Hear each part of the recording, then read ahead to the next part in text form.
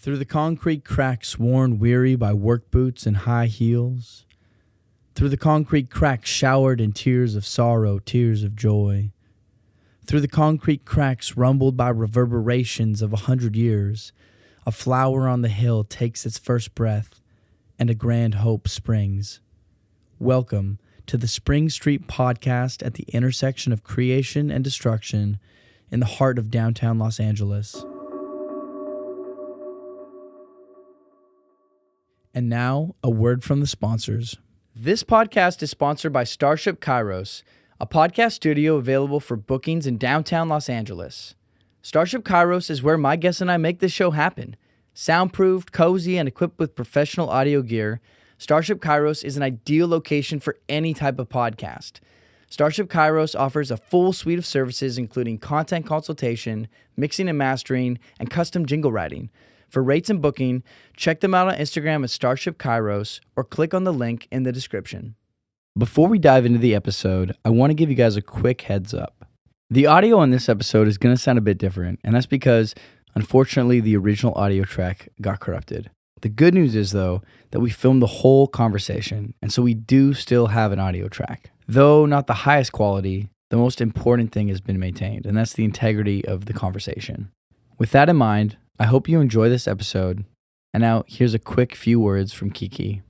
Hey guys, it's Kiki. I am back from Pakistan and I am ready to follow up with Volume 2. And you don't want to miss it, so stay tuned. And now, let's dive in. We are live here on the Spring Street podcast. Hell yeah. In Starship Kairos. That's the name of the studio. I fucking love it. Welcome, Kiki. Thanks, Sheldon, for having me. Yeah, I'm so excited to do this.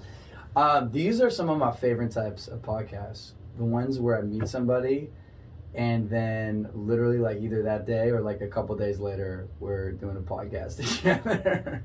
That's how I roll. Those are usually the best ones. So we met at Bike Shed Moto Co. Mm-hmm. Shout out to Bike Shed Moto Co. Also shout out to CC's.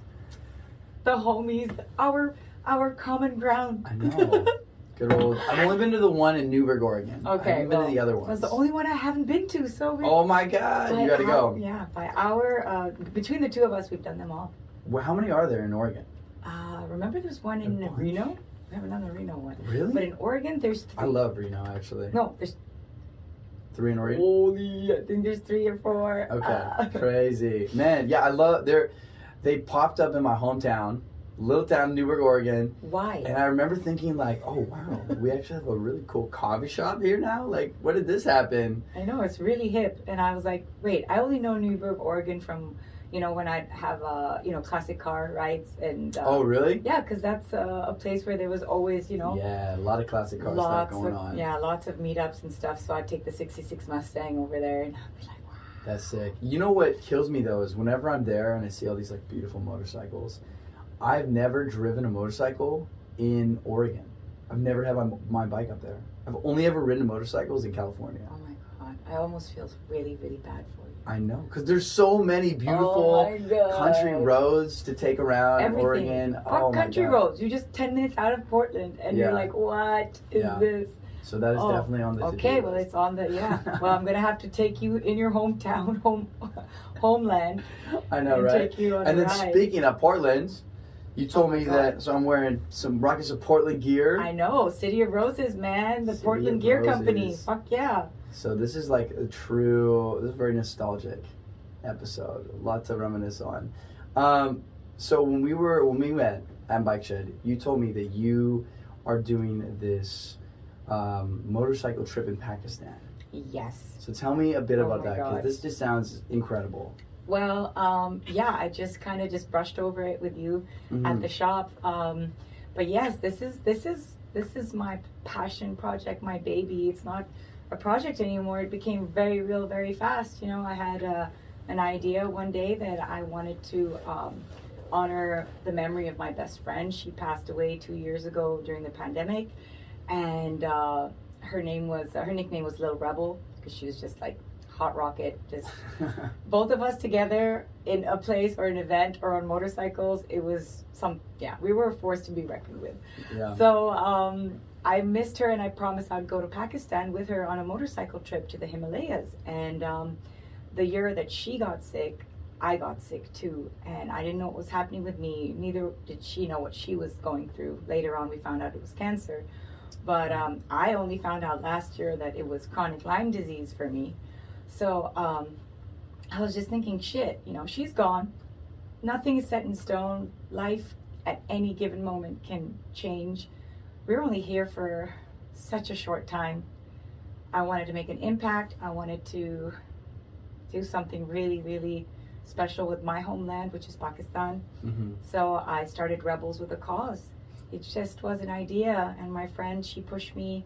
She has women's moto exhibit, Lana Killa, and she was like, girl, just do it. Like, she's like, I'll push you, I'll make it happen. And so I partnered up with her and the homies at Cafe Racers of Instagram, and next thing you know, I've got 7 riders, and I started Rebels with a Cause, and we are going around Pakistan, like to different schools, and we went last year and provided 2 wheels for, you know, kids who are handicapped kids and who have mobility issues, and other people in the community that have no access to mobility aids. So we did that. We built desks for the kids. They were studying with, you know, their copies on their cross-legged on the floor until we came around and we're like, no, like they. Wow. Yeah, and just along the whole way, you know, we're on motorcycles. We were 6 girls and 1 dude. And so imagine us riding through Pakistan and having so many people just stop and like take that double take, like, oh my God, was that was a woman? Those are 2 little braids swinging around, like, you know, what did I just see? And then a lot of them come swarming and they're like, what? So many curious people, you know, and very friendly.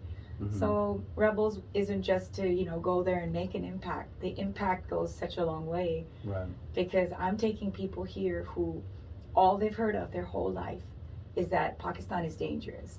Pakistan is full of terrorists. You get kidnapped. You this, that, the other. It's corrupt. It's this, that, the other. But you know what? Each person who comes there leaves thinking, holy shit, I was being lied to my whole life. How are we hiding this gem from the rest of the world, where we have the world's highest mountains, glacial lakes, community, and such a beautiful culture, and so different depending on which province you're in, and just such wonderful people, such incredible hospitality. So that butterfly effect of not just, and they come home to their families in Idaho, Minnesota, you know, Bend, Oregon, and they're like, damn mom and dad, damn neighbors, Pakistan was unbelievable. Don't listen to the shit you see on the media. Like, and because of that, there's people who went last year and they're coming back this year. I mean, wow. That says it all, honey. Yeah. You know, you could choose anywhere to go in the world. You choose to go back to that place. There you go. That's all the validity I need. So. Yeah. Wow. So it's 7 of you guys going to Pakistan this year? Same number. It's crazy. Number. 6 girls, 1 dude. Wow. Didn't even try to do that on purpose, but yeah. And how long are you guys going to be on the road for? We are going to be on the road for 12 days. Last year we started with the border of India, and then we made our way to the border of China, but my health was not really good, so I couldn't breathe at 13,000 feet. Fair enough. So I was like, since I am the tour leader, shall we just turn around, guys, and go back? So we left, and so this year, no, I've been taking some really amazing supplement from the Himalayas to help me not have a problem with the altitude sickness. So wow. So yeah. So what altitude do you start at once you get there? We start at pretty high already. It's in Islamabad. So yeah, we're not starting in Lahore this year. We're starting in Islamabad, and we already have the chain of the Himalayas that ends in Islamabad. So it's not like we're at sea level at all. We might be maybe 2,800 above sea level. Okay. And then we end up on 16,700 feet. Wow. The world's highest frontier with China. Wow. The world's highest border.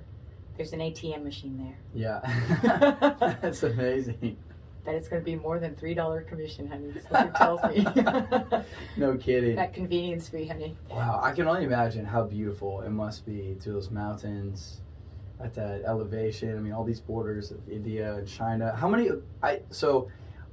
I know relatively what Pakistan is, but I'm trying. So it touches India, it touches China, it touches Afghanistan. Yep. Does it touch Mongolia at all or no? No, we have Kashmir, which is, Pakistan occupied Kashmir. Right. We've got Afghanistan, Iran.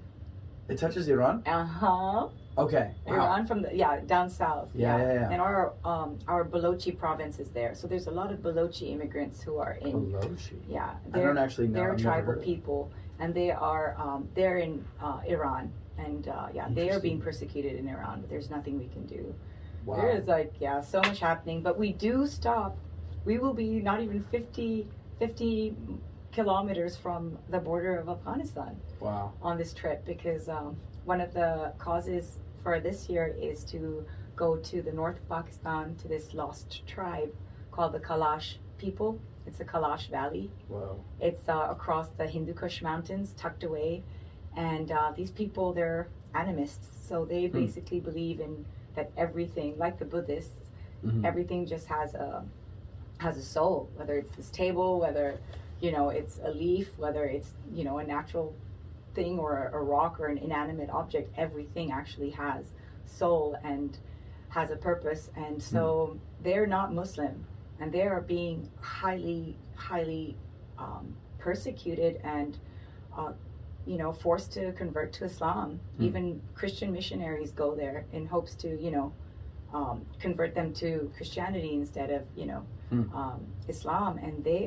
And from 10,000 of them, they've dropped down to 3,000. Wow. In just 10 years. That's a very small population. Very small, and they're being forced to marry into Muslim families, and they have such a beautiful garb. Normally it's like, they have sky burials, they dance, they drink, they celebrate death. It's really beautiful. Wow. And they wear like fluorescent clothes and shells and braid their hair like a proper tribe, like a ethnic tribe, and they have their own language, everything. What's their language called? I don't know, actually. I can't remember on the top of my head right now, but it's very different. Nobody understands it in that area except their people. Wow. So they're losing their ways, their tribes, their tribesmen, their girls. There were, I think a couple of years ago, there were like a couple of teenager girls, and they were they were forced to marry Muslim dudes, and they were like, hell no, honey. They tied their belts to each other, and 16 of them just jumped in the river. And I was like, why did that not make news? Holy shit. Like, what? And now you go back to these villages, and it's full of, the women have covered their heads, they hide from society. Like, that is not who they are. And people in Pakistan are upset with what's happening as well. So just going to go and try and shine a light on that. And, there's so much anyone can do. The cause is the whole way. We're on motorcycles, little 150cc bikes, the bike of the people, Honda. And you don't want to be caught there, honey, with a GS or a fucking KTM. No? No. Why is that? Because if you have a problem or if you need a part, you're screwed. Yeah. In all the wrong ways, because you're never going to get out of there. You're going to have to order your part, get it from Austria, get it shipped to Pakistan. Yeah. It's a hot mess. Whereas you take the bike of the people, that even a little, 7-Eleven convenience store kind of place will have a part for you, and you can be back on the road in 20-30 minutes. Wow. So, yeah. No KTMs, no GSs, no Beamers. Don't bring that stuff. Yeah. So how do you get the bikes? Like, is it already arranged? You have somebody there who... How does that all, the logistics work out? Well, what's really cool is that I don't partake, like, I don't make this my business. Like, Rebels with a Cause, it's a nonprofit, and I just take care of the funding part, where I want to raise as much money as possible, so I can then show how far your money can go by, in pure transparency, take the money there and put it to use, put all that stuff on social media. I have a friend, like, he gave $100 the other day, and I was like, well, guess what? I'm gonna find a kid who wants to go to school, and I will tell him that Don Lenhart is responsible for 1 whole year of his schooling. And you will see that kid. You will see me with that kid. I can tell him your name. Wow. How beautiful. Yeah. And where does that happen anymore? You know, we write off our money to, you know, we write checks and we donate stuff. Yeah, we never see where it goes. You never see the outcome. Yeah. You wonder if it even goes anywhere. You know? Absolutely. Which brings me right back to, what was your fucking question? The bikes. Yeah, how did it, so you guys are all going to fly into Islamabad, you said, yeah. right? Oh, yeah. So it's my friend Moeen. He is a pioneer in motorcycle tours. The guy he's amazing. He's been a friend for many, many years, and he has a tour company. So, of course, I'm not going to, you know, I'm like, hey, dude, here's the people. Yeah. Take the money. Okay. Do it all. Yeah. I don't want to have anything to do with it. I don't want to have any part in that money. That money goes into you hiring, you know, locals, into you bringing business to the villages that we're going through, for you to handpick, like, you know, the mom and pop little B&B, bed and breakfast that we all stay at, or the, you know, the geodomes or whatever it is. Yeah. He takes care of it, and he knows, Wow. you know, so it's just like a full circle of, you know, bringing back to the people in so many bigger ways, you know. So we are providing jobs as well. Wow. You know, the money those guys make on just tips and working with Moeen every year is 1 whole year's salary. Wow. You know, so it's a lot for them. And these guys, they are poor. They, you know, they live in villages. They have mud houses. It's really, really beautiful to have that little window and exposure for them as well during the whole trip, because it makes them dream. Yeah. You know. Wow. So how many people, is there like a certain amount of people who can come on the trip? Like, is there amount of space? Yeah. Is it kind of sky's the limit? Or? Well, 15. 15 is kind of is like what we max out. Yeah. Just because you know how it gets.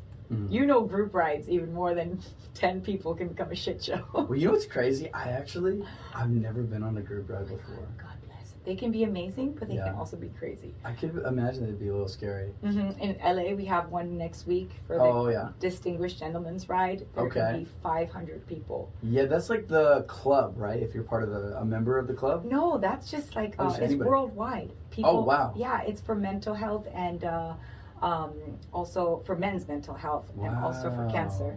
Whoa. So yeah, that's cool. And it's put on by Bike Shed? No, it's put on. We are the sponsors this year. We're one of their sponsors. Okay. But it's a homie in Australia who started this over 10 years ago. Wow. The Distinguished Gentleman's Ride. So everybody gets ready and dapper and gets on their Triumphs and their magnificent bikes and rides for a great cause. And it's going to be a shit show. Wow. I mean, imagine 500 people on That's a bike. a lot. It's going to be nuts. Man, hopefully my bike will be fixed by the time. Right, who maybe knows? I should hop in. Yeah, get that bow tie ready. I've honestly, I think I've ridden with somebody one other time. Ever. I think I've only ever ridden with one person. And it was short. We were just like, we both worked at the same place. He was going home, I was going home. And we like rode together for like 10 minutes and then parted ways. So group rides, if you know, you know. They're really, they can get really, hectic and panicky and out of control, and people lose each other and all of that. We try to avoid that in the middle of buttfuck nowhere Pakistan, especially when you're not too far away from the Afghan border. Yeah, man. But everyone on this trip, I mean, the sense of adventure they have and the trust and the faith they have, and they all just want to do the same thing that I align with, which is riding motorcycles, having an epic adventure, and helping people along the way, and making a difference, and coming back completely changed, whether it's, you know, being a better rider or just being a better human, and also just trusting in the universe, because you know how we are over here. We're like 12 o'clock. I've got to go see Sheldon. I was like, oh, fuck. I'm 10 minutes late because I had another call, and I was like, oh gosh. We're all on a timeline. We're all in this world we live in. We're like, oh god, the Zoom call at this time, this, that, the other. Oh, my doctor's appointment. If I miss it, I'm 5 minutes late. Oh, the stress. And the first day, everyone's like, ooh, you said we'd leave at 9 a.m. It's like fucking 10:15. And I'm like, yo, we're on Pakistani Standard Time now, guys. And everything is like the inshallah way of life means like, inshallah means if God wills it. Yeah. So we just, all of us. I love that phrase, actually. It's so true. It's like, just leave your trust in the universe. If it's whatever will happen, will happen. So the first day, everyone's so anal about everything. And then third day in, they're like, yo, inshallah, baby. And that is the best lesson I think anyone brings back home. Is just that we all realize that we only have so much power and control in our lives. Yeah, and it's a pretty small amount. It's a very small amount and compared to all the things happening around us. Yeah, we focus so much of our energy and our stress and everything on around that. But actually, just taking the seat, taking a step back and just being like, hey, let the universe do its thing. Yeah. Anything that's supposed to happen will happen anyway. Why fight it, Yeah. So yeah, that has been like a really amazing lesson for a lot of riders who come on this trip. And just all their first world problems become very, very, very minuscule, even more minuscule than they thought, because they're right in the thick of it, of seeing what real issues are in the world that we are so, we're so far away from here. Yeah, I'm sure it's very eye-opening. I mean, I'm curious how many people who are not from that part of the world, who live in America, have ever been to that part of the world. I bet it's just such a small fraction of people. Well, yeah. I think on my travels, maybe 0.5. Yeah. Yeah. Or this year, what's beautiful is that a friend of mine, Amy, is coming, and she was interested because she served in Afghanistan on the other side of those mountains. Wow. So she would watch those Hindu Kush mountains from her station. Wow. And she would wonder what was on the other side. Wow. So she was in the military? Yes, she was. She served. Whoa. And she is such a badass. She is coming on this trip. And I could cry right now because she's going to be able to see it on the other side. Wow. And that is a dream for her, just to go back to that part of the world. Yeah. And to be see there it in a different eye. Yeah, with a very different intention and mission. Wow. I know, it's really, really powerful. Yeah.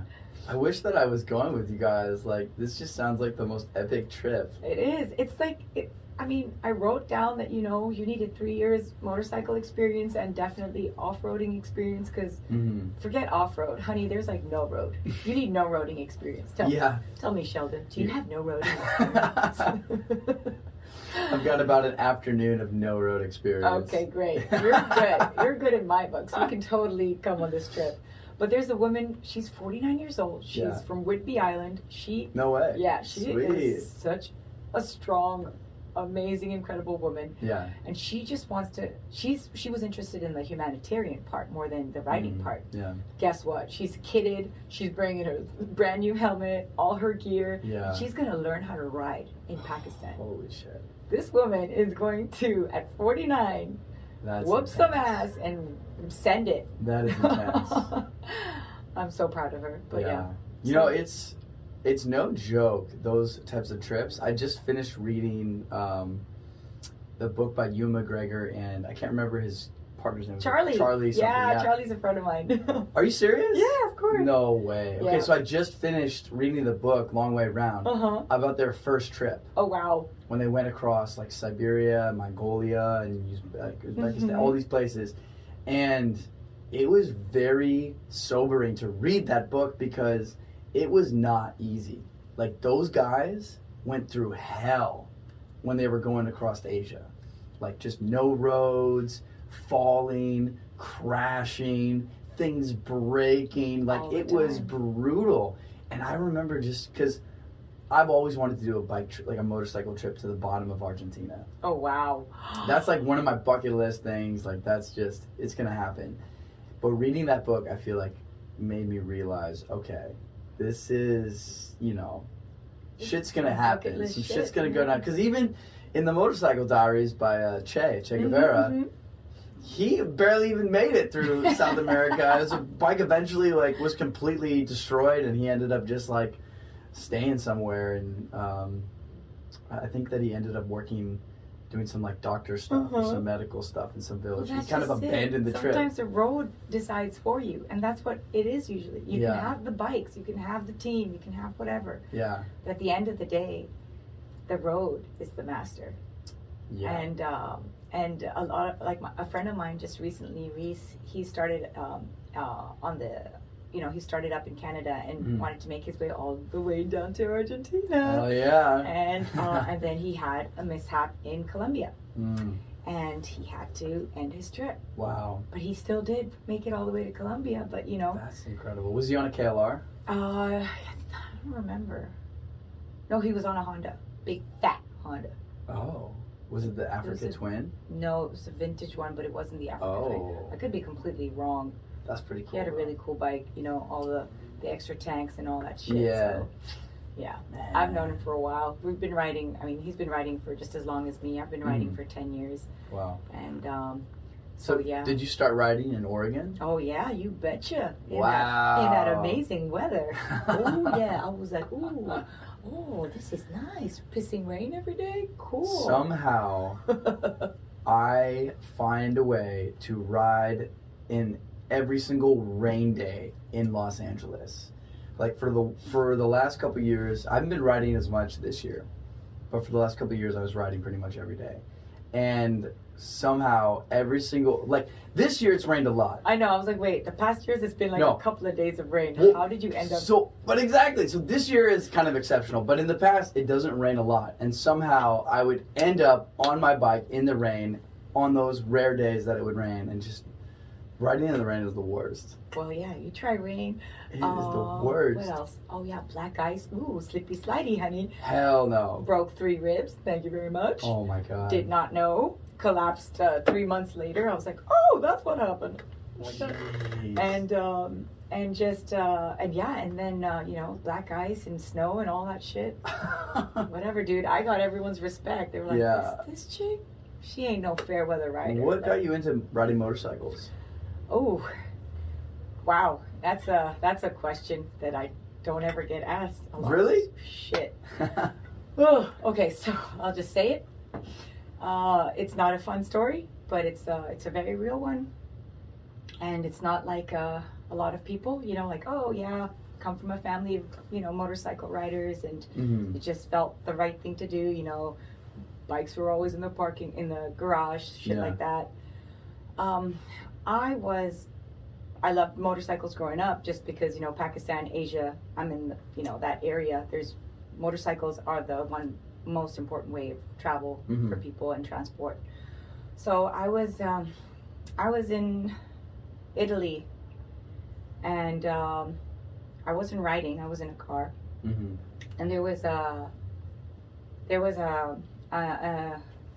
what's it called when you have the rear ending? You're all like a bunch of cars. Yeah. Like a pileup. Yeah. So there was a really bad pileup in on the border in the Ventimiglia tunnel just before the border of France. Whoa. And so our car stopped just in front of a motorcyclist, and we were able to brake. But it wasn't as lucky for the people behind us. So there were cars coming, and a lot of them at very high speeds, and they crushed us. And in turn, we crushed the motorcyclist who was in front of us. Whoa. And he died on impact. Holy shit. And that was the most crazy. I've lost people in my life, right? Close people. But this was such a weird, tragic, strange death for me, because I felt that not just one person died that day. I felt like, oh my God, this guy, he's not, like, his mom is going to get a phone call that your son is dead. He's someone's son. He's someone's neighbor. He's someone's husband. He's someone's dad. He's someone's colleague. He's someone's grandchild. He's someone's nephew. That one life lost has such a huge effect. I was only 23 at the time. Wow. And it has such a huge effect on hundreds of people. by one life, just poof, gone. And I was like, damn, he was writing. He was doing what he fucking loved. And just there and then I was like, okay, dude, he's gone.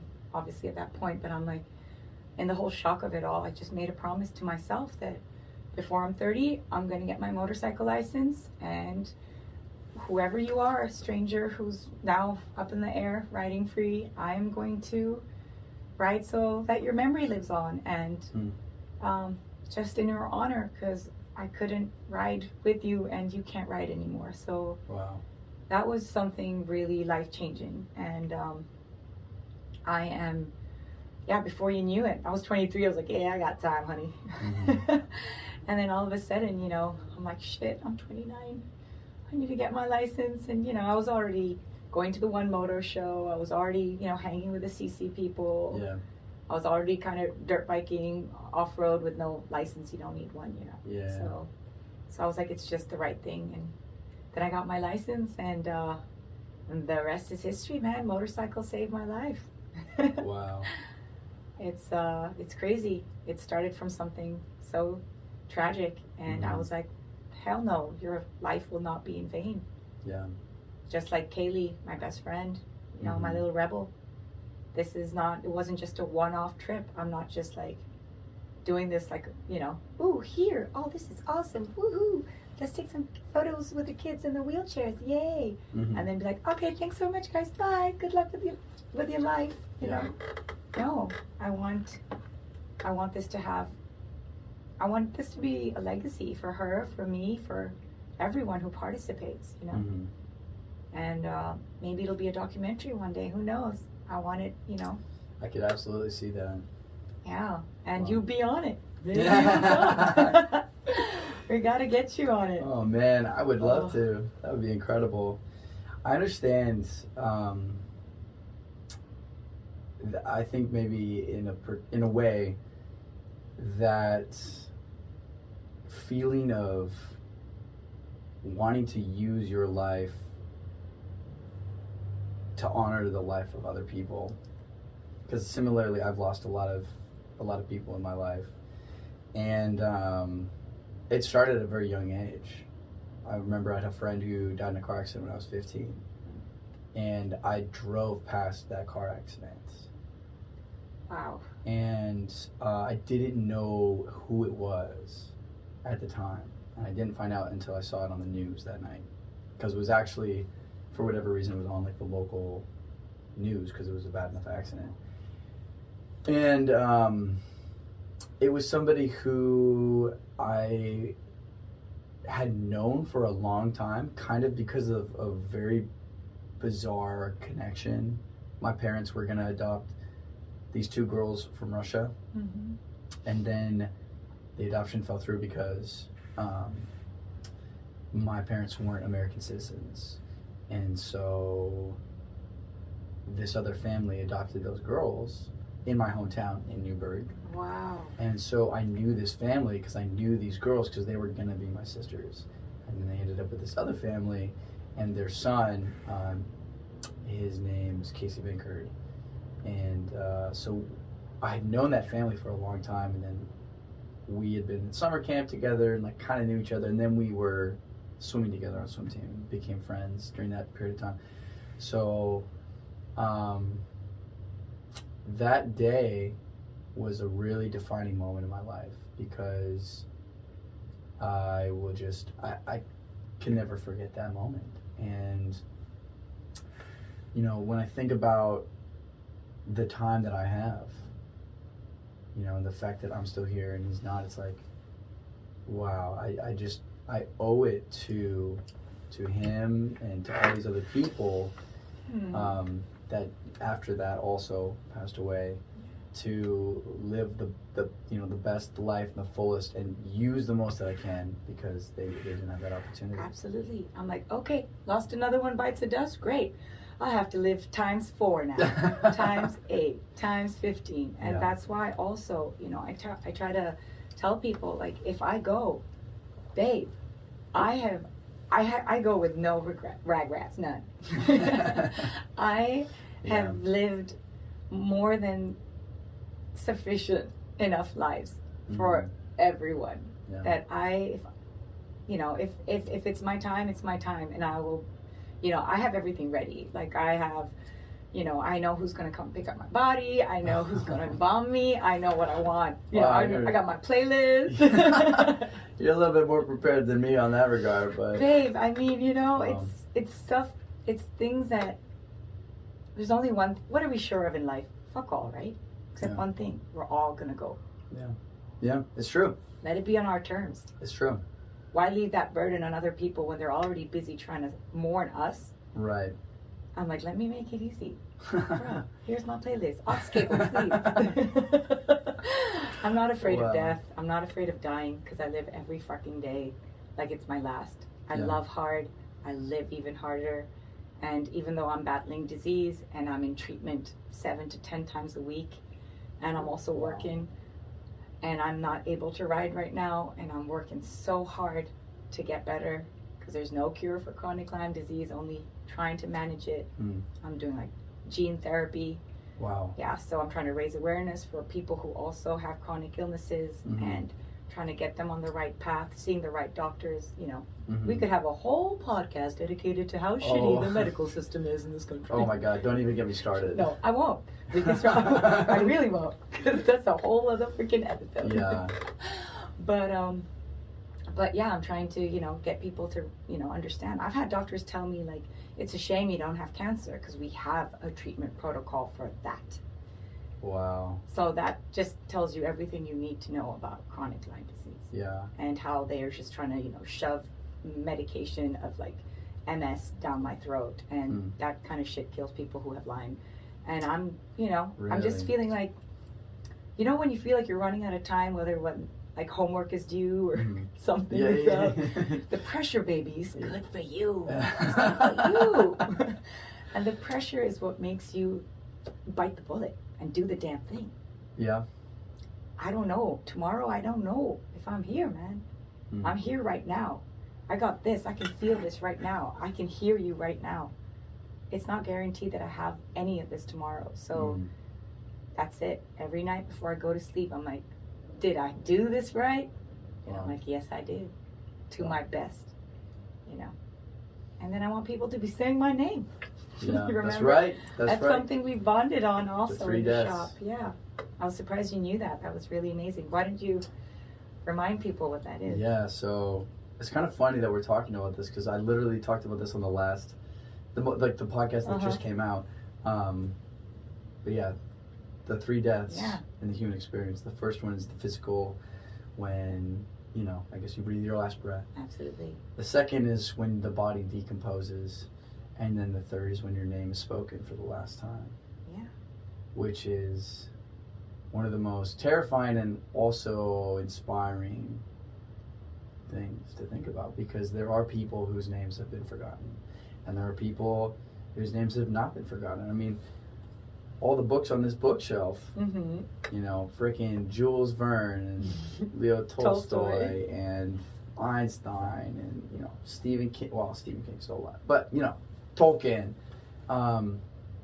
The memory of these people, Freud, it's still there. It's still in our minds. It's still on our tongues. But there are people who, even our own ancestors. Yeah. Like I can only go back maybe at most 5 generations. Maybe. I couldn't even tell you off the top of my head. God. But if I'm alive right now, then obviously I've had ancestors since the beginning of time. So, and who knows who those people were. Yeah. And they're literally a part of me. Absolutely. Thank God for generational trauma. Thank you so much. Thank you so much. Oh, man.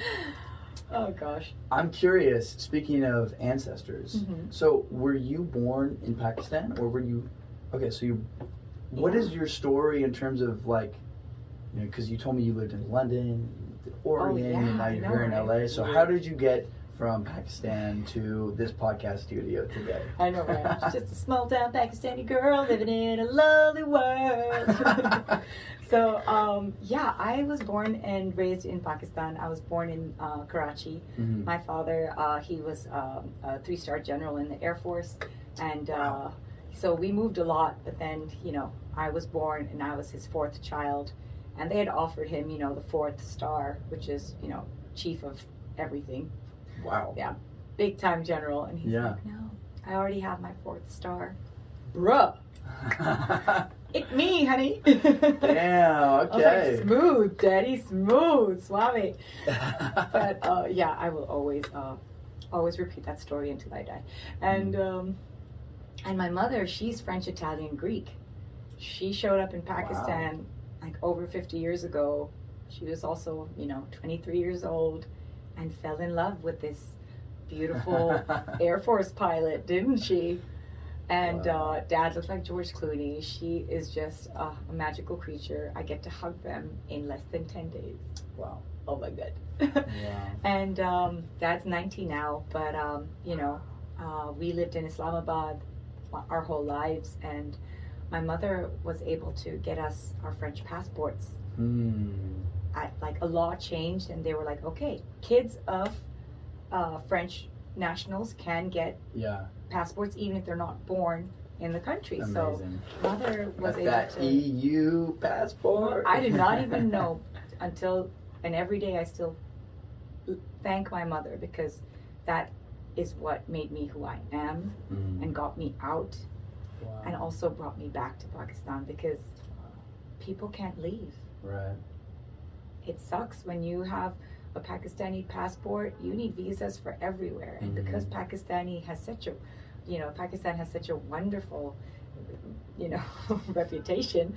Nobody gives people visas. You have to be some kind of exceptional athlete or something, and it's pretty unfair. So my mother was able to provide me with a higher education, all paid for with scholarships, and the French government has it in place to free education, free health. What? So that's what made me leave Pakistan, and I was able to have access to things other people didn't. So I definitely made the most of it, and I always thought I'd go back home and teach in Pakistan, but and give back to my country. Except 9/11 then happened, and things changed very drastically there. We're a very rich country with a lot of resources and really incredible medicine, incredible everything.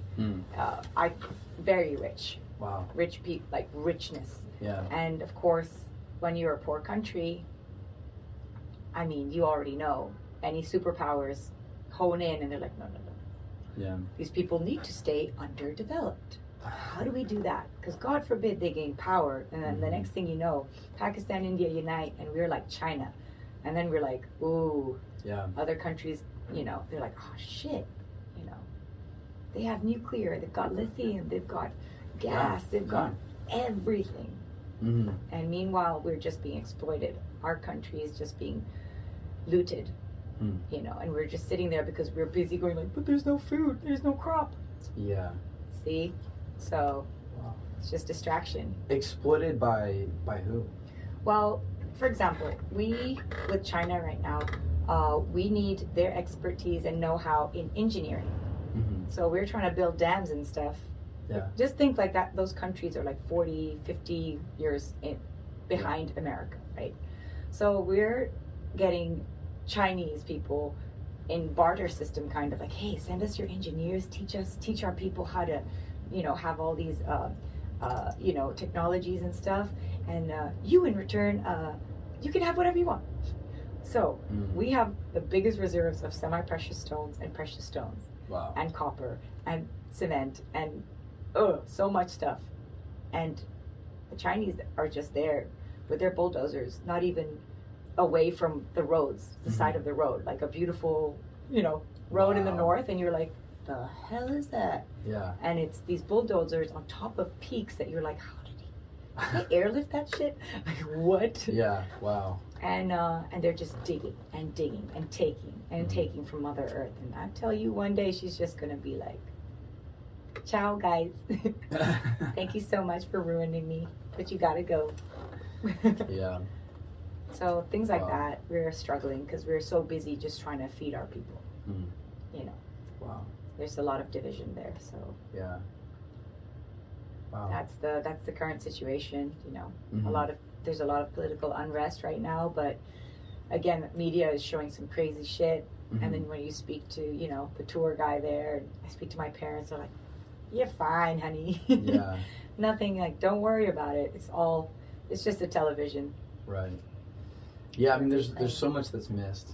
So much. So much that's missed in those media narratives. Not to mention stuff that's skewed. Yeah, and it's like just missed, falsely but like represented. Yeah, I was like, wait a second. But definitely missed. I mean, like, even my own perception of Pakistan. I mean, I have such a limited knowledge, you know, I know a few things, a few touch points. Do you have some Pakistani friends? I do, actually. Yeah. What? Yeah. Oh my god. Yeah, I had a really good friend in college. Her name was Filza, and I want to say that she was from Karachi. I'm pretty sure that And she was from fun. Karachi. She's either from Lahore or Karachi. She's going to be the Prime Minister of Canada one day. Those are the party people. Oh, actually, she might have been from Lahore. I can't remember. Either Karachi or Lahore. And then I had a professor in college who he might have been, he was either a missionary in Pakistan or he just worked at a school there. And he was a really cool guy. He was my linguistics professor.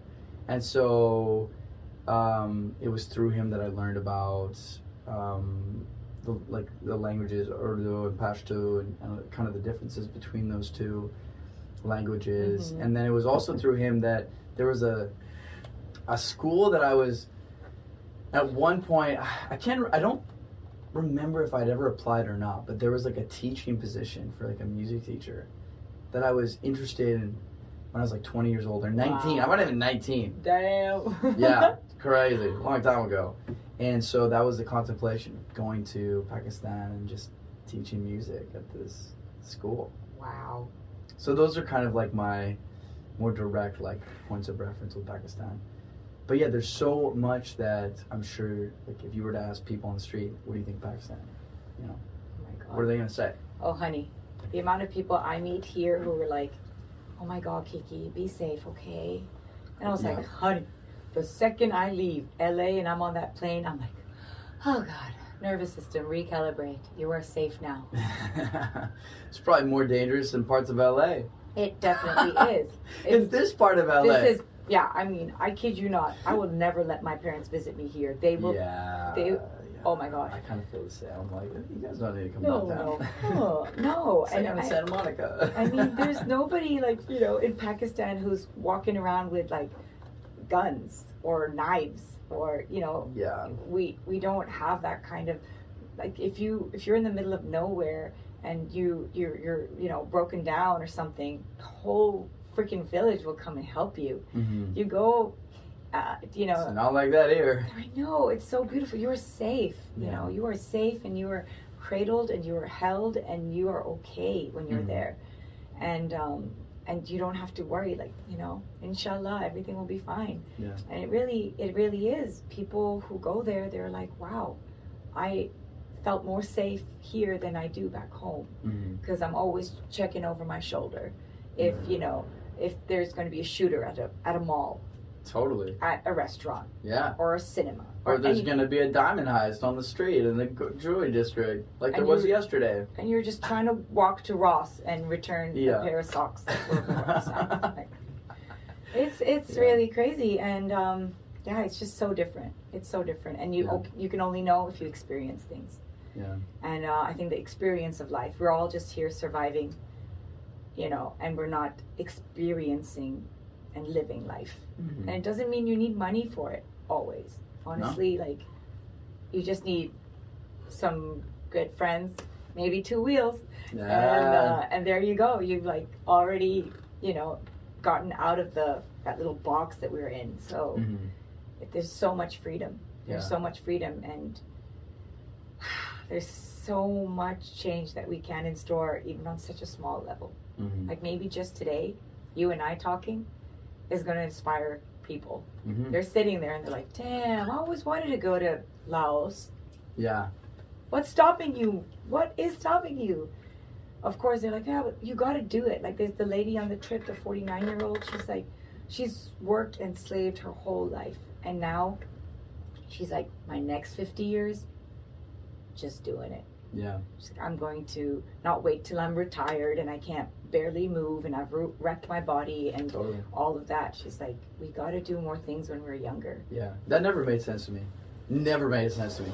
Why would I do some lame-ass job for the entirety of my life just to get to the point where I'm like in my 60s, and then by then I don't got the same body, I don't got the same strength or stamina. No. And that's what I'm supposed to be off doing the cool stuff? I mean, that just doesn't make any sense. No. And I think it's just because it's you know, again, a way of life here in America. Yeah. You know, we get, you know, the only place you get 10 days off a freaking year. So, and then where do you want to go? You either go to Canada or Mexico, honey. You don't have much time to go far. Barely people leave their state lines when they have holidays because they can't leave for too long. Yeah. So, you know, I'm very blessed that on this trip, people are taking the time. Yeah. And last year the trip was 9 days. This year it's 12 because we were just rushing. We were just riding, getting to the place, not immersing as much as we wanted with the people. Like imagine you're here with children and they're like, don't go, and you want to teach them how to ride motorcycles, and you want to and you want to tell them and you want to show them photos of your life in America. We are these little windows for people. We are all we are windows and doors. That's what we are to each other, to people in the street. Yeah. So we can walk around like a closed door or a closed window with curtains closed and shut, or we just, you know, wear our heart on our sleeves and leave that door a little ajar so that if you feel like, you know, you can knock, you can walk in, and you can experience something that you've never thought of experiencing, that you'd ever, you know, do before. So this is it. We're being windows today. We're hopefully being doors. Well, I definitely think that a podcast is a big window into all sorts of different lives. I mean, everybody who comes on this podcast shares their story. It's a window into a completely different world, which is probably one of the things that I love the most about it. Right? You know? I know, even just how we met, like instantly, we just knew. I'm like, all because of the pants.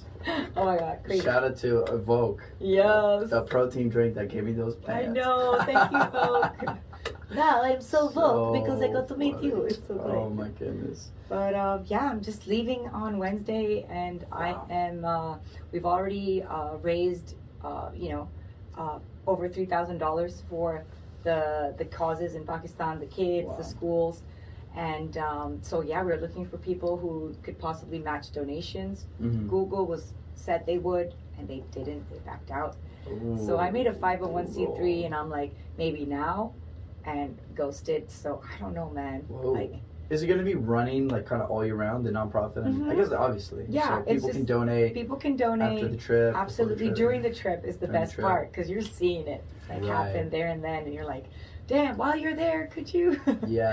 Could you give an extra $200 to the school, and so they could get, you know, musical instruments? Yeah. That's what the other tour from Moeen last year did. They got instruments. They donated them to the school up in the north, and they got a motorcycle and donated that to another, to a women's shelter. So that was like, that's it, man. Just know that we're all so powerful. We walk around thinking that we don't have what it takes to make a difference in, forget our lives, like other people's lives. Like we can't even change our own freaking lives. But you know, you can really start by being completely selfless and trusting the universe, and knowing that even on a small scale, you can just have an idea for making this place better. And when you do selfless things, trust me, beautiful things come to you tenfold and make you richer, and just it's win, baby. That's it. You know, it absolutely is. It really is. And I wish more people knew that by giving, they are receiving way more than they're giving in the end. So. Yeah, that's a big lesson I've learned in my life. So I'm just one selfish bitch. Cause I'm doing all that love you give is just coming right back. So this is why I do it. Oh my gosh. I'm curious about where you went after so you did college in France, you Mm-hmm. did university in France. Yes. Did you move from France to London? Is that? No, I did France to Portland because Oh. I had a business in Portland. Again, I wanted to give back to my country. I knew I wasn't moving back. I was like, what can I do? So I opened up a boutique called Jadoo, which means magic. Whoa. And Jadoo. And that was in downtown Portland? That was in Lyon, in France, in the second largest city after Paris. I did that with my ex-husband at the time, and Wow. he had a design agency, you know, mom and pop shit. Mhm. And then he got headhunted by Nike, so that's how I got to Portland. Ah, there we go. Yeah, I gave up my Jadoo, my boutique, Yeah. and it was beautiful. It was like, you know, textiles and handicrafts and jewels from Pakistan, Afghanistan, India, Mhm. Kashmir, Wow. and I was showcasing artists from back home, and you know, had the whole like kitsch Bollywood stuff, but also the really beautiful antiques from Afghanistan and other parts of Pakistan and India, and Mhm. it's just such an experience. Above my door of the Yeah. boutique, I had this thing painted, enter as strangers, leave as friends. Mm. And that is how I live my life. Yeah. Just, you know, ready to receive anyone and to make a friend out of them. Mhm. And there's always, whether you meet someone for 5 minutes, 5 hours, or they're in your life for 5 weeks, 5 months, 5 years, whatever the fuck. Yeah, there is an exchange that happens. Mhm. Either you learn something about yourself that you didn't know, Yeah. or you learn something about someone else in another culture, and then all of a sudden your world gets a little bigger. Yeah. And that's what I strive for, to make my heart, my head, my brain, my everything, my spirit bigger Mm. and bigger. And that's how you get rich in life. You know, it's not the money. No. Really isn't. It's not the riches, it's not the money. The real richness lies in, you know, exposure and traveling. So I'm so lucky that I got to, you know, leave France, have this opportunity to come to Portland, even though, Yeah. you know, marriage didn't work out. I didn't take it as a failure. I was like, wow, I got to come to America. You know, people only dream of that back home, you know? Yeah. And to ride these roads here, I've ridden all over, and I'm just mind blown by the beauty of this country and all the untapped beauty, Yeah. you know. And it's so sad. It's so sad that more people, that we are not more into the whole immigrant thing. We are all immigrants here, you know. I'm an immigrant here. It took me 7.5 years to get my green card, and that's a long time living in a country not being able to work. So that's when London happened. Yeah. Okay. So in 2015, I moved to London so that I was able to come back with my husband to America on a different visa. So, but we had to work abroad in London, like the Nike London studio, and then they sent us back to America, and I was like, ooh, I got a work permit. It's like, it's game over for y'all. So that's when you found Bike Shed. In London, yeah. I moved there, cool. and I moved there like the week they opened. Wow. And that's it. The rest is history. I got adopted as soon as I got there, and That's so cool. And then followed their entire journey. Was so happy, you know, trying to get them to come to LA and follow that journey of theirs, and to move to LA. That's why I moved just before the pandemic. Wow. From Portland. Wait, so did they open up before the pandemic? No. They were Okay. supposed to. I moved here I moved here end of December. No, end of 2019, and then next thing you know, pandemic. Yep. So the pandemic happened, and that was it, man. We had to open last year, so Yeah, that's what I thought. I was like, yeah, they were there that was a tough one. Wow. We're still trying to do it. I was so excited when I discovered Bike Shed. I can't even remember. Somebody told me about it, I think. Somebody was like, yeah, there's this place called Bike Shed. You should check it out. You didn't think, did you think 30,000 square feet of motorcycle heaven, honey? No. I had no expectations. And I showed up and I was like, wow, this is the coolest fucking place. In LA, this is my new favorite spot. It is. So. It's like a vortex. You get there and you're like, Oh, how did I goodness. spend 8 hours and now I have a tattoo, and I have 4 new friends, and I rented a motorcycle. What is this life? Rented motorcycle? Yeah, we have a fleet there with Eagle Riders, so you just... What? I know. So there's Yo, all kinds of bikes you can choose from. Oh my god, I might have to There go you just go, try out some honey. new bikes. Hey, we got the Man. Lowrider ST, baby. We got Triumphs, Royal Enfields, That's so sick. anything you need. Okay, I gotta know, has Keanu Reeves ever showed up there? We have his bikes, honey. I know that you have his bikes. He should come pick them up, you know. They're just getting dusty. He needs to come. Those are So does beautiful. Brad Pitt. We've got Brad's... Really? Oh, did I just say Brad, first name basis? Ha ha. JK. His Casamigos bike or what? Oh no, we have the two. We have builds from Shinya Kamura. He's a Japanese builder, and his panhead is there. So Whoa. it's beautiful. Sprinkled motorcycle custom bikes all over the place. I mean, it's kind of beautiful. Yeah. Kind of amazing. Kind of like a museum without being at the museum. Yeah. No, I love all those Show. beautiful bikes on display. Especially that Arch Keanu Reeves bike. There's so many. Those Oh things are gosh. so sick. Yeah, man. No, but if I ever see him, and I know you're not far, I'll be like, yo, Sheldon, now. I got a story for you. Tell me. So there was this one night where I had a dream that Keanu Reeves showed up, and he was like, "Hey, let's go on a ride." And I was like, "Oh my god, like, this is the coolest fucking thing. This is literally a dream come true." And I was like, "Okay, let me go upstairs and like get my motorcycle gear." So I go upstairs, and then in the dream, I got hung up with some like just major bullshit in this house. And by the time I got back down, he was gone because I had taken too long, and I was so sad. So in the dream, didn't get a ride with him. Okay.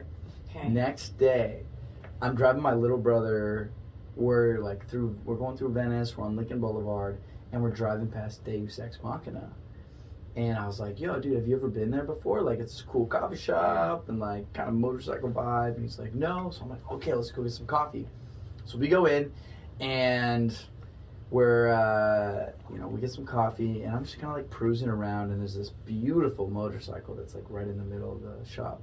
So I'm looking at it, just admiring it, and the guy who's working at the counter, he's like, "You like that bike?" I'm like, "Yeah, it's a sick bike." He's like, "That's Keanu Reeves' bike," and I'm like, I wow. just dreamt of it. Wow, this is crazy. Like, literally that night before, I had this dream that I was supposed to go on this motorcycle ride with Keanu Reeves. Oh my god, and you see his bike, and next thing you know, he's like, "Hey, Sheldon, Comes out from around the corner. ordering a macchiato, babe. You want one?" Oh my god. One That day. is awesome. I mean, If I had 2 celebrity hangouts, this is what it would be. Ooh. Riding motorcycles with Keanu Reeves, Okay. and then surfing with Jack Johnson. And that would be it. That would make my life complete. Manifest, man. That's it. That's how everything happens in this world. Like, I kid you not. Oh man. I mean, I feel like the likelihood of riding with Keanu Reeves, maybe not like as a plan, but just like happenstance. All I gotta do is just go to Neptune's Net every single day for a year. Chances are I'll run into him. One day. He'll be on a bike, I'll be on a bike, we'll be on the highway together. Next thing you know, PCH, wind blowing in your hair, Keanu, you having one of those moments like, oh God. Do you like Neptune's Net? I've been a couple of times, but I haven't really been on a day where there's been crazy bikes. Oh, So- yeah. Every time I've gone, it's actually been pretty chill. Pretty chill? Okay, Yeah. yeah. I was like, oh, this is Neptune's? I thought it was going to be crazy. Yeah, it So- can be. I've driven past it when there's a lot of people. I have but, too, yeah. Whenever I've gone to eat there. But the fish and chips are just so good. I'm such a sucker for fish and chips. Dude, I wish I'd bike shed. You know the reason why we don't have fish and chips at the bike shed? Why? It's because our boss lady, she is deathly allergic to fish. Like, No deathly. way. Yep, way. Oh. And not even like, yeah. Like, not even no like... fish no, on the like, premises. on the premises, yeah. It would put her into immediate shock and she would Yikes. die. So Nice. we're at that rare British place that Yeah, no can't serve it. kidding. Because there's probably fish and chips at the one in London. Of course Absolutely. not. No. What? She works in London too. Oh no! So yeah, they can't because they go between both places. Yeah. So that's one thing that's never been the staple food of the Brits. crazy. Man, I went to this little British place in Santa Monica. I think it's called Ye Old King's Head. Have you ever been there? I've heard of it. I've never British been. bar. I'd never been there before, but my buddy and I, we were like really craving some clam chowder. Just like one day, we're like, let's go to this. We gotta get some clam chowder. There's this British place. Let's go. This is the most British freaking pub I've ever been to in LA. It's like pictures everywhere of like the Queen and the King and princes and all this British stuff. God. And the people there, like, they had British accents. I think they were from England. I don't think it was fake. Wow. Yeah. It felt a little bit like a portal. Oh my God! The last time I had clam chowder was in Astoria, Oregon. Oh, that was probably some good clam chowder. Oh man, I do miss Oregon, but Yeah. I keep on going back. You know, we have the One Moto Show. You've got to come next year to Where the is One it? Moto Show. It is on the Southwest Docks, so Zedell Yards, Okay, right? in Portland. In Portland, Southwest Portland. Wow. So every year, like the last weekend in April, and it is the most beautiful and most amazing custom motorcycle show you have ever been to in your life. Yeah. And it's beautiful. Like the community, everyone shows up from all corners of America, of the world. Wow. It is special. And that So community is cool. special because it's put on by our CC family. Hell yeah. You know? Man, that's such a funny thing. This, like, Portland, Portland is not that big of a city. And so I feel like whenever I meet people who are from Portland, who have lived in Portland, it's such a specific vibe. You just understand certain things that you just don't necessarily get in other parts of America. Absolutely. It is a special place. Every time I go back, I'm like, oh, I miss it. And then I'm like, oh my God, no, I don't. But I'm Don't miss the always rain. happy. That's I know. for sure. But the summers in Oregon, There's nothing like it. And I think Yeah, that's so what beautiful. made me love it so much. But it's also bittersweet because that's how I got Lyme disease. So really, on one of my long ass motorcycle trips. really. And Did you get it from a tick? from a tick bite, yeah. From a tick that's native to actually Washington and Oregon. So That's so crazy. like the co-infections then defined actually. The co-infections helped me find out like who the tick was. You know? What do you mean by that? What are the Like- co-infections? Like the co-infections were like Babesia and Duncani, which is something that not East Coast ticks have as much as West Coast ticks, and it was a tick that that's from cattle and livestock in Oregon and Washington. So it's special. It's native. It's a native tick. But Whoa. yeah, but that tick bit the wrong bitch because I bite back, honey, and and I'm definitely gonna continue fighting till I can have my full autonomy again because I only have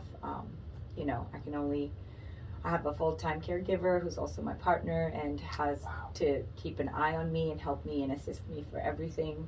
Wow. Everything. So I have that right now, and I just can't wait to find my independence and freedom again, and that would mean riding again. And Wow. for someone who's been riding for 10 years and hasn't been able to pull in a clutch or twist a throttle for more than a mile every time, Wow.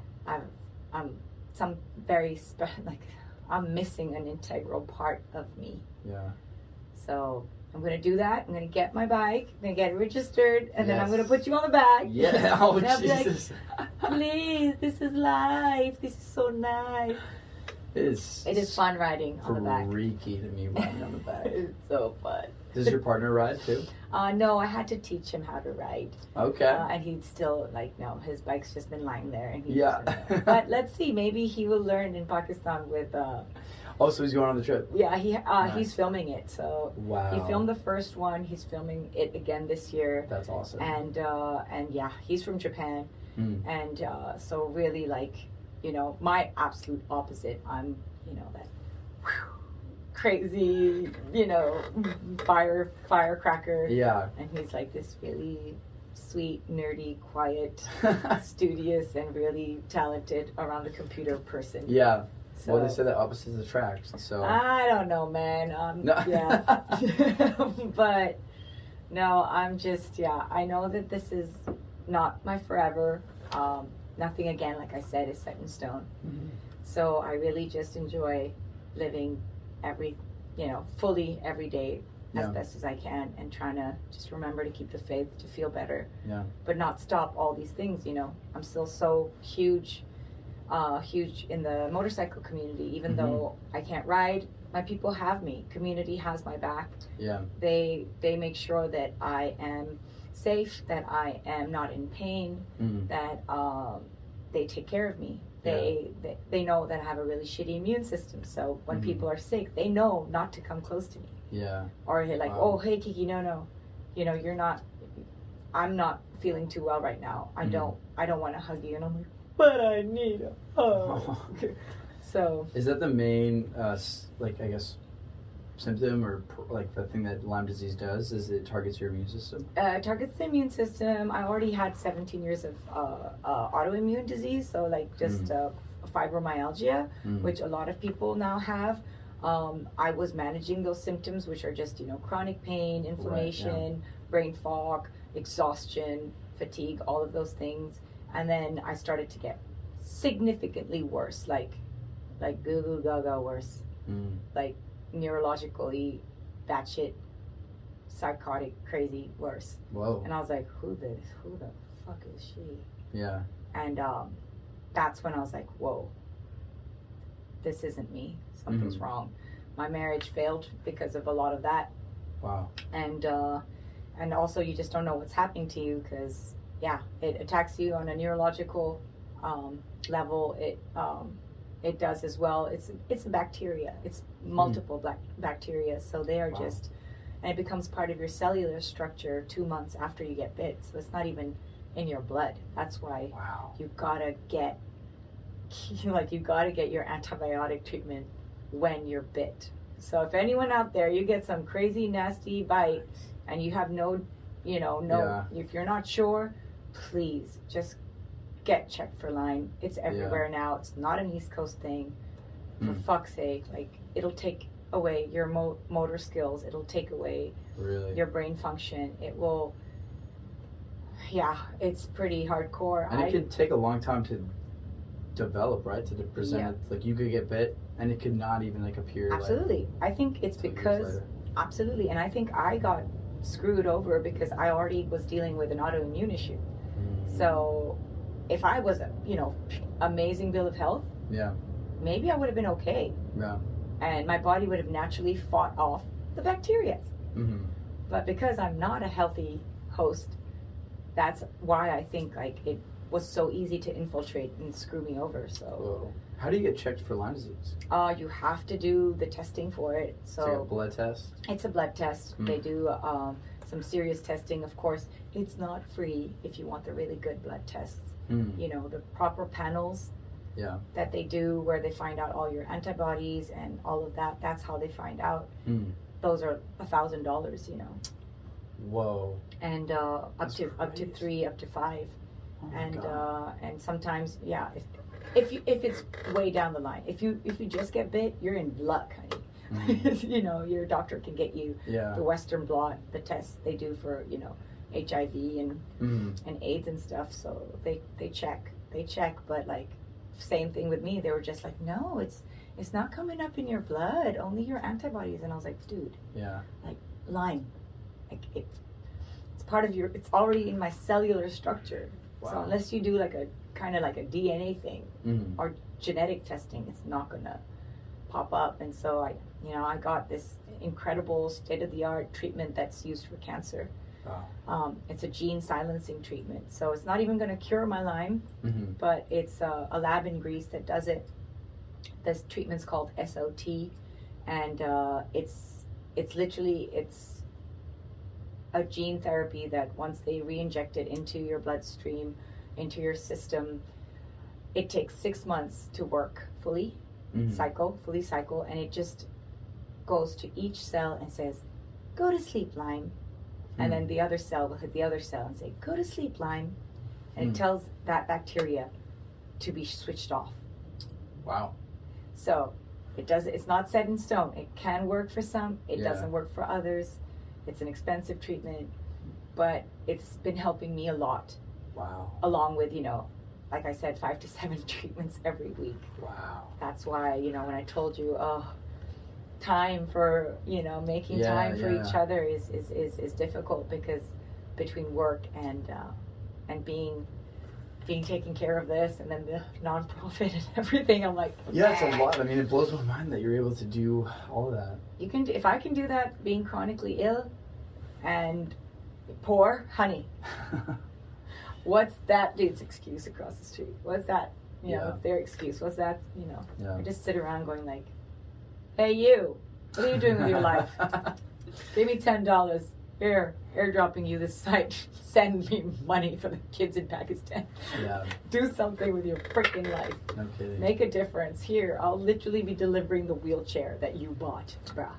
So it's yeah. I'm bold, and I'm brave, and with everything I'm juggling, I still believe that, you know, every breath that I get to breathe is bonus, and what am I doing with it? Right? Yeah. So many, like you said, so many people we've lost. And they could have, you know, grown up or lived full lives to be God knows who, and made such differences. So we gotta, it's kind of like our little responsibility to do that. That's such a powerful message.